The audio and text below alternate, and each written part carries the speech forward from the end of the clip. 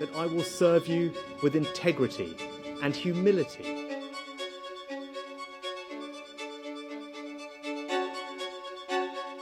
नमस्कार, जय हिंद। भारत तक देख रहे हैं आप और मैं हूं ऋषि राज। ब्रिटेन के नए प्रधानमंत्री बन गए हैं ऋषि सुनक और इसको लेकर तमाम भारत के लोगों में बहुत ज्यादा खुशी है।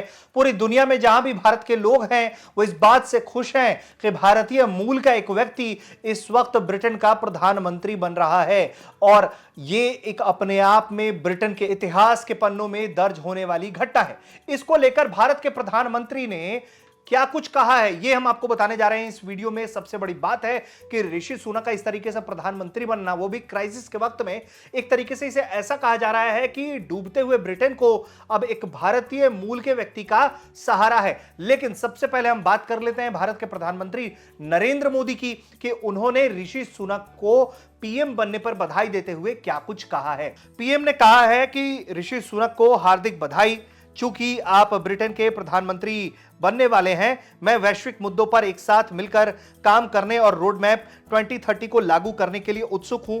ब्रिटिश भारतीयों को जीवंत सेतु को दिवाली की विशेष शुभकामनाएं। हमने ऐतिहासिक संबंधों को आधुनिक साझेदारी में बदला है। अब ब्रिटेन में भारतीय मूल के ऋषि सुनक का शासन आया है। वो ब्रिटेन जिसने हमें 200 साल तक गुलाम रखा, अब उस ब्रिटेन को एक भारतवंशी चलाएगा। ब्रिटेन की कंजर्वेटिव पार्टी ने दिवाली के दिन ऋषि सुनक को अपना नेता चुना। वो यूनाइटेड किंगडम के पीएम बनने वाले पहले एशियाई मूल के व्यक्ति हैं। ऋषि सुनक ने 2015 में 35 साल की उम्र में पहली बार सांसद का चुनाव जीता। केवल 7 वर्षों में वो आज प्रधानमंत्री बन गए। Rishi Sunak Boris Johnson cabinet में वित्त मंत्री थे।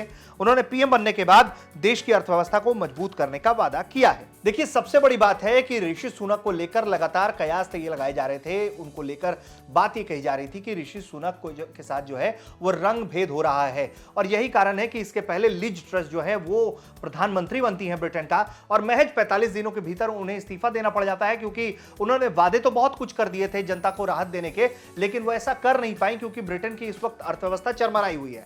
उसके बाद और ज्यादा प्रेशर ऐसे क्रिएट हो जाता है कि भारत के साथ फ्री ट्रेड एग्रीमेंट होना था, उसमें भी बहुत ज्यादा तेजी से वो काम नहीं कर पाती हैं। और उनकी सरकार के अंदर जो आपका गृह मंत्री थी सुएला ब्रेवरमैन, वो जो है वो भारत के खिलाफ जहर उगलती हैं, भारतीयों को लेकर बयान देती हैं कि एफटीए होता है तो फिर यहाँ जो है वो दूसरे लोगों की, अप्रवासियों की संख्या बढ़ जाएगी, वो घुसपैठ करने लगेंगे। वो इस तरह का बयान देती हैं, जिसके बाद भारत सरकार नाराज हो जाता है, भारत सरकार आपत्ति दर्ज कराता है, जिसके बाद ब्रिटेन की तरफ से सफाई पेश की जाती है। और इन सबके बीच लिज ट्रस को इस्तीफा दे देना पड़ता है क्योंकि उनसे अर्थव्यवस्था नहीं संभल रही होती है। जब वो अपना नाम वापस ले लेती हैं तो कई लोगों का चेहरा सामने आता है। एक बार फिर से बोरिस जॉनसन की बात शुरू हो जाती है, पेनी मॉर्डरेट की बात शुरू हो जाती है। लेकिन आखिरकार अंत में जब ऋषि सुनक को पहले भी जिस तरीके का अप्रत्याशित समर्थन मिला था वो इस बार भी मिलता दिखा। 180 से ज्यादा सांसदों ने अपना समर्थन दे दिया, जिसके बाद तमाम उम्मीदवारों ने खुद को समर्थन ना मिलता हुआ देख अपना नाम पीछे ले लिया